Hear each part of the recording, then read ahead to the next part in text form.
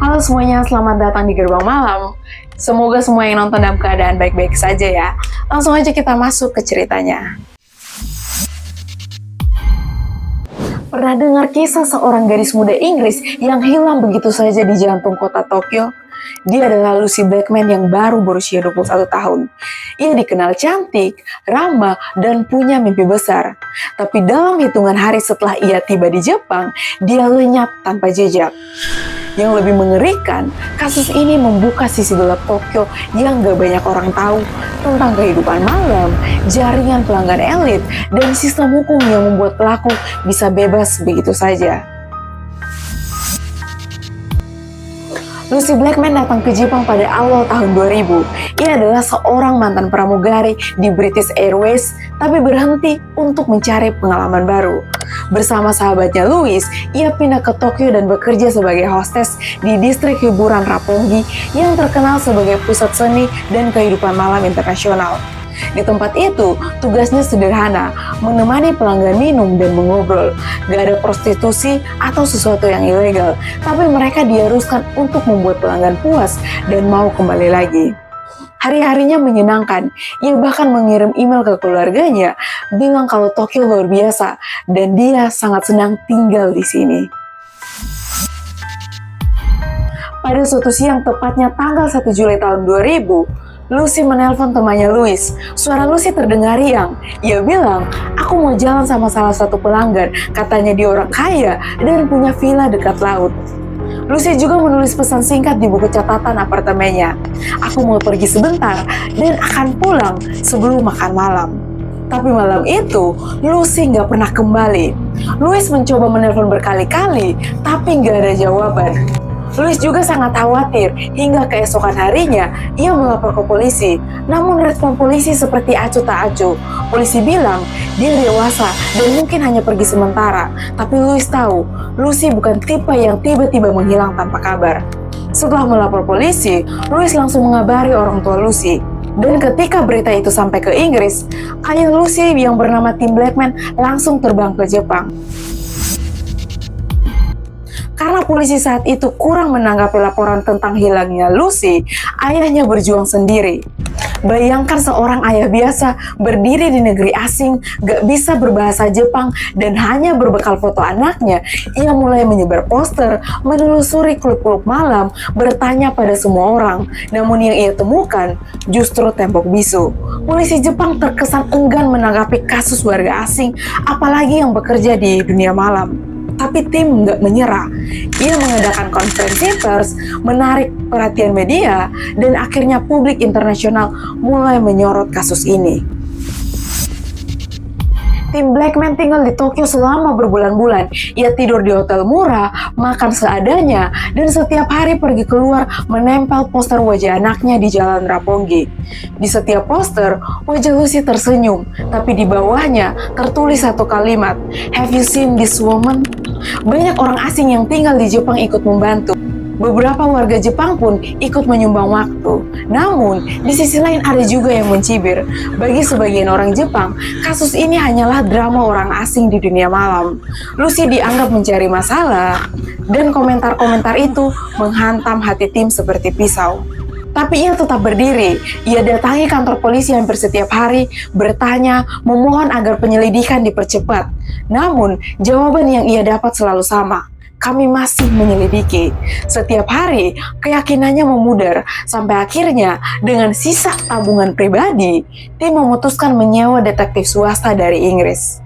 Detektif itu mantan penyelidik kriminal. Ia datang ke Tokyo dengan satu tujuan, mencari jejak Lucy yang gak dilakukan oleh polisi.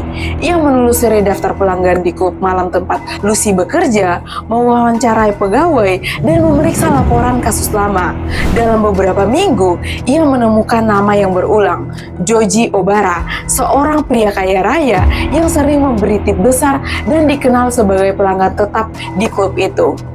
Detektif itu bahkan menemukan laporan lama di tahun 1992, sekitar 8 tahun yang lalu, tentang seorang wanita asing yang ditemukan pingsan di apartemen Obara. Tapi kasus itu ditutup begitu saja tanpa dakwaan. Temuan itu diserahkan ke tim Blackman yang kemudian mendorong polisi Jepang agar menindaklanjuti, dan dari sinilah nama Obara resmi masuk ke daftar penyelidikan utama. Tanpa upaya tim dan detektif itu, kemungkinan besar kasus Lucy Blackman akan tetap menjadi salah satu file hilang di meja polisi Tokyo. Obara dikenal sebagai pria kaya, pemilik beberapa apartemen mewah di Tokyo dan villa di Miura, Prefektur Kanigara. Polisi yang menggeledah rumahnya menemukan sesuatu yang gak bisa dipercaya. Ada lebih dari 400 kaset video, isinya rekaman wanita yang gak sadarkan diri. Kebanyakan korban adalah wanita asing, beberapa bahkan belum melapor ke polisi, dan di antara tumpukan kaset itu, ada satu wajah yang membuat penyidik terdiam, yaitu Lucy Blackman. Gak lama kemudian, pada bulan Februari tahun 2001, 7 bulan setelah Lucy hilang, sebuah operasi pencarian dilakukan di area villa milik Obara di tepi laut Miura. Di dalam gua batu tertutup semen dan pasir, mereka menemukan tulang kepala dan bagian tubuh manusia. Tes DNA memastikan itu Lucy. Kepolisian Jepang akhirnya mengumumkan penemuan itu, tapi cara mereka menyampaikannya justru memicu kemarahan baru. Lucy disebut mantan pramugari yang bekerja di klub malam tanpa menyinggung bahwa ia korban kejahatan sadis. Bagi publik Inggris, seolah Jepang mencoba menyalahkan korban. Dan dari situlah ketegangan budaya antar dua negara memuncak. Tahun 2001, Joji Obara resmi ditangkap. Ia didakwa atas puluhan kasus pemerkosaan serta keterlibatan dalam kematian Lucy Blackman. Namun, proses hukumnya sangat panjang dan rumit. Sistem pengadilan Jepang bergerak lambat dan seringkali lebih fokus pada pengakuan tertulis daripada bukti fisik. Obara menolak mengaku. Ia menyewa tim pengacara terbaik, menggunakan celah hukum, dan menyeret sidang berlangsung selama 6 tahun. Di ruang sidang, ayah Lucy duduk di barisan depan setiap hari. Ia mendengar saksi-saksi bicara, melihat rekaman video yang dijadikan bukti, dan mendengar detail yang membuat siapapun sulit menahan air mata. Salah satu saksi berkata, Obara biasa memberikan minuman dengan obat penenang. Setelah korban gak sadarkan diri, ia merekam semuanya. Bukti-bukti video memperlihatkan pola kejahatan yang sistematis. Namun, hukum Jepang menilai karena nggak ada bukti langsung bahwa Obara membunuh Lucy, maka ia nggak bisa dijatuhi hukuman pembunuhan. Pada tahun 2007, 7 tahun kemudian, pengadilan baru menjatuhkan vonis. Obara bersalah atas penculikan dan penyiksaan, namun dibebaskan dari dakwaan pembunuhan Lucy Blackman. Putusan itu memecah opini dunia. Keluarga Blackman sangat kecewa dengan hasil keputusan sidang, karena ketidakadilan yang nggak pernah benar-benar datang. Beberapa tahun setelah vonis itu, muncul laporan baru. Dalam arsip penyelidikan, ternyata ada bukti lain yang nggak pernah digunakan di pengadilan, termasuk catatan medis korban lain dan saksi yang mengaku pernah melihat Lucy dibawa ke villa Obara malam itu. Namun, semua itu terlambat. Kasus sudah selesai, dan di sistem hukum Jepang, jika seseorang sudah diadili untuk kasus yang sama, ia nggak bisa diadili lagi. Lucy dimakamkan di Inggris dan tim Blackman kembali ke rumah tanpa jawaban yang penuh.